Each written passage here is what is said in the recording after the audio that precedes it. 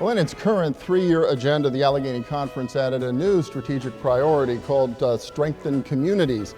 The emphasis on communities was actually in response to input from its members who expressed concern about the people and the places that have been left behind by the region's economic transformation over the past 30 years.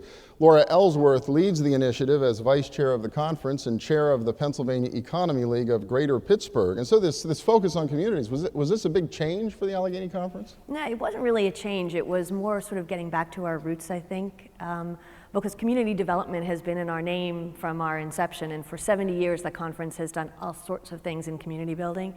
But I think, over the last few years, I think there was this sense that we had focused more on business climate issues and policy issues, and we'd lost a little bit of our focus on the communities.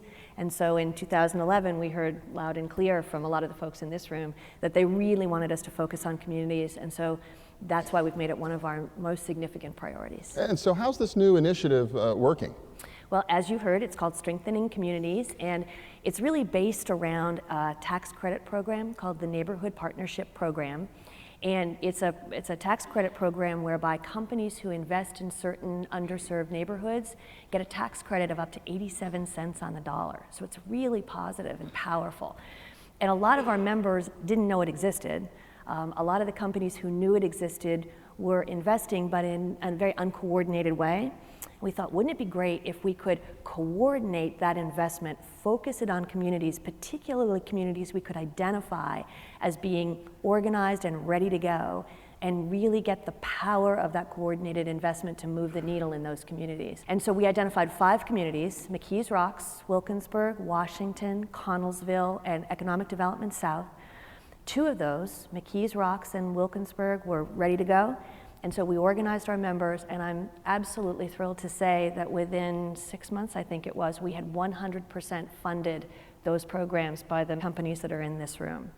And if we can reach over all of those other communities, that's a total of $6 million of investment over 6 years, and we think that'll make a real difference in those communities. So on down the tap, Economic Development South in Allegheny County, and then also Connellsville and Washington, and I think we have a video that shows just what this means to communities like those.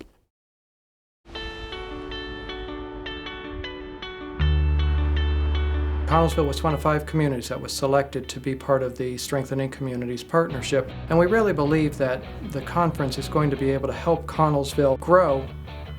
We knew it was coming. I mean, we knew this trail was coming, so it was already back in our heads years ago. Finally, the trail came in 1996. We started getting a lot more business. And I was really surprised how many people, not from around here, but from all over the world, coming into this town. We started a logbook to see where they were going, where they were coming from. France to Pittsburgh, Scotland. There's one from Germany. They even made us their little bicycles, riding along the trail. The many visitors that now come to Connellsville because of the bike trail is one of the assets that we have, and we're trying to build on that. We have restaurants. People are looking for places to eat. People are looking for places to stay. People are looking for a place to buy medicine, things like that, Strengthen our small businesses, create jobs. We really see that that is the future of Connellsville.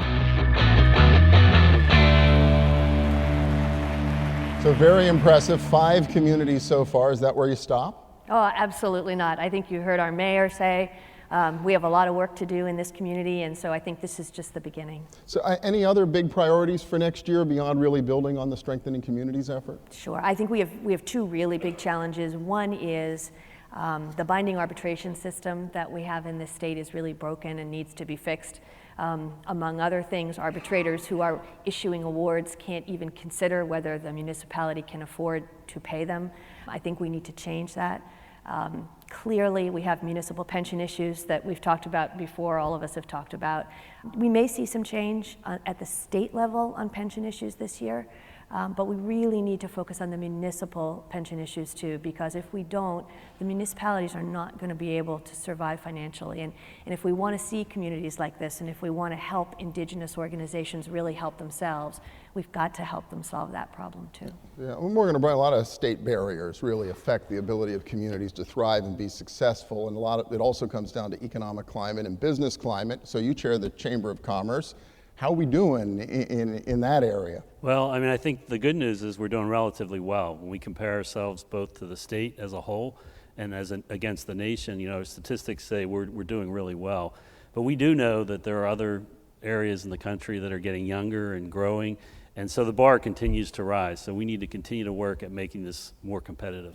So what's at the top of your priority list in 2014? Well, next year the Chamber is going to be active in Harrisburg, and one of the focal points is on the elimination of the capital stock and franchise tax. We joke that many of the states and the country tax companies on their net worth. Others tax them on their net income. You know, Pennsylvania took a middle-of-the-road path and taxed us on both. So we are very close to getting capital stock and franchise tax eliminated, and that's really a priority to be more competitive. You know, the Energize Tomorrow's economy strategy really focuses on our region's growing energy economy, but also on efforts to keep the environment getting better at the same time. Are we making progress on both those fronts? Yeah, I mean, you know, we feel like with energy, the Marcellus Shale has made a difference in the last 6 years. You know, we look at why we're doing better versus the nation and the state, and we know that Marcellus has really played a major part of that. But on the other hand, we also know we don't want to make the same mistakes our great-grandparents did and create, you know, generations and generations of trying to clean up environmental issues that were created. We also know that there's a formula that works in this region where by having environmental groups, having business, and having government with constant and open conversation around issues and addressing issues as they arise in a very open and straightforward process works. And overlaying all of that is this region, you know, the history of innovation and thinking outside the box and coming up with solutions that other places haven't. All of that creates really what we think is the right formula so that one group doesn't win and the other group lose, but we all win. And really it becomes a model for the rest of the nation. All right, Morgan O'Brien, Laura Ellsworth, David Malone, thank you all so much. Appreciate it. And we'll be back in a minute with a little dollars and cents. Stay with us.